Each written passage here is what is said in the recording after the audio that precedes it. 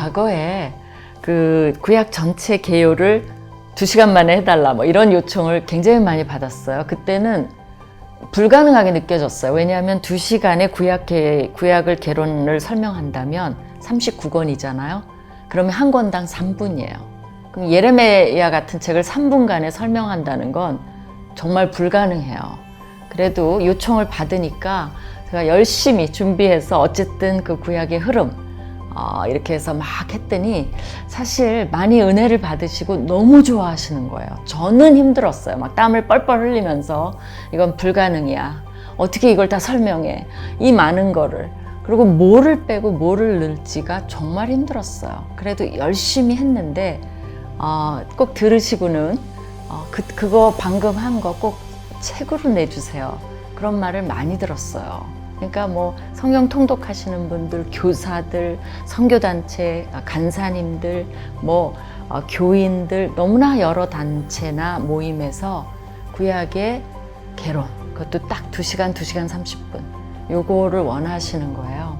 그러니까 이제 그런 거를 하다 보니까 좀 노하우도 쌓이고 경험도 쌓이고, 그리고 제가 보게 된 거는 이게 뭐 이런 성도님들이 어떤 학적인 거를 막 원하시는 게 아니라 성경을 잘 읽을 수 있게 도와주는 길잡이.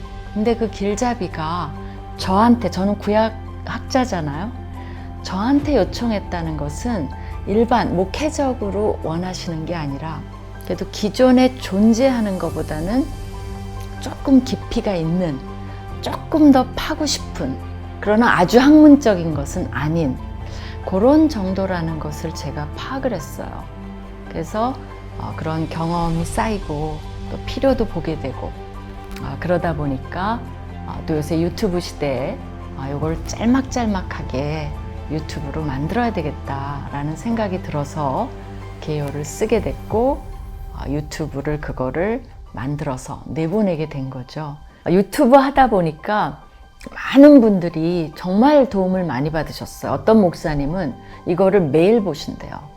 그리고 설교 준비하실 때 한 번씩 보시고, 예를 들면 에베소서를 하신다. 그러면 개요 보시고 설교 준비하면 방향성이 생기신대요. 또 어떤 교회에서는 아예 그 성경 통독을 다 같이 하면서 개요 틀어주고 성경 통독하고, 또 그룹에서 셀 모임도 있고 소그룹도 있고 구역 모임에서도 본인들끼리 성경 통독하면서 이거 같이 듣고 성경 통독하고, 또 어떤 분은 너무나 안타깝게도 그걸 막 본인이 다 타입으로 치셨대요, 내용을.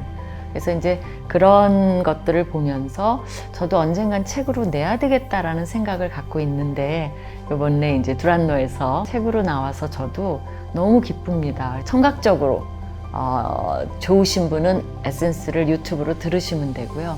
어떤 분들은 동시에 청각과 시각 이것을 도움이 되는 분들은 이렇게 해도 되고요.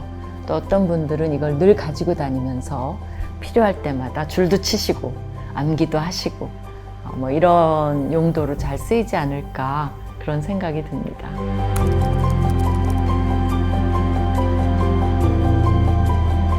막 설명으로 하기보다 예를 들면 맛배기로 하면 이런 거죠. 요엘서에서 가장 강조된 게 뭘까요? 한번 대답을 해보세요. 뭘까요? 여호와의 날이라는 거예요. 여호와의 날이라는 것은 심판의 날을 말해요. 그거 하나만 알아도 그걸 가지고 요엘서 3장을 보면 다 보여요. 그리고 요엘이라는 단어가 여호와는 하나님이시다라는 뜻이에요. 그럼 여호와의 날을 통해서 뭘 배우라고 심판 얘기를 하시는 걸까요?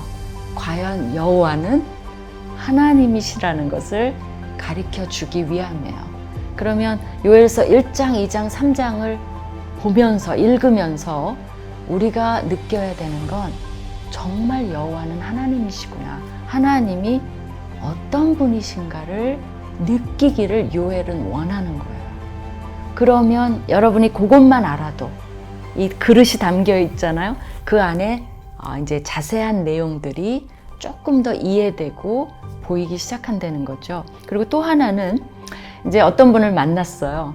그러면서 이제 성경 에센스 막 설명을 하는데, 유독 이제 마태복음에 보면 2 드라크마 관세, 4 드라크마 동전, 달란트 이런 돈 단위가 굉장히 많이 나와요. 왜 그럴까요? 왜냐면 마태의 직업 때문에 그래요. 세리이기 때문에 그것이 누구보다도 정확하고 자세한 것이 특징이에요. 그걸 얘기해 줬더니 마태복음 읽고 싶대요. 그렇게 흥미있는 부분이 있는지 몰랐다는 거예요. 그리고 이제 유다서 같은 것도 보면 예수님의 동생이 썼어요. 그랬더니 어떤 분이 가론 유다가 아닌 건 확실한데 동생이라는 건 몰랐대요. 사도에 유다가 있나? 뭐 이렇게 생각을 했대요. 그러면서 유다서 읽어본 적이 없으시다고 바로 읽어봐야 되겠다라고 그래요. 근데 유다서도 은유적인 문법, 그러니까 은유적인 문학적 표현, 이런 것들이 굉장히 문학적으로 굉장히 훌륭해요. 예를 들면 바람에 불려가는 물 없는 구름, 뭐 이런 시에서나 나올 법한 표현들이 멋지게 나와요. 또 열매 없는 가을나무, 뭐 그건 맞죠. 가을나무에 열매가 없는데 그런 표현들로 뭐를 얘기하려고 하는 걸까? 그리고 그런 표현들이 있다는 것만 알아도 처음 들어본 유다서가 갑자기 이렇게 생생하게 살아나는 거죠. 그죠? 그래서 이 에센스는 그런 것들을 딱딱 집어서 5분 안에 그래서 에센스예요. 엑기스만 잘 알려주고 그걸 통해서 기쁨이 충만해지시지 않을까 저는 그렇게 생각합니다.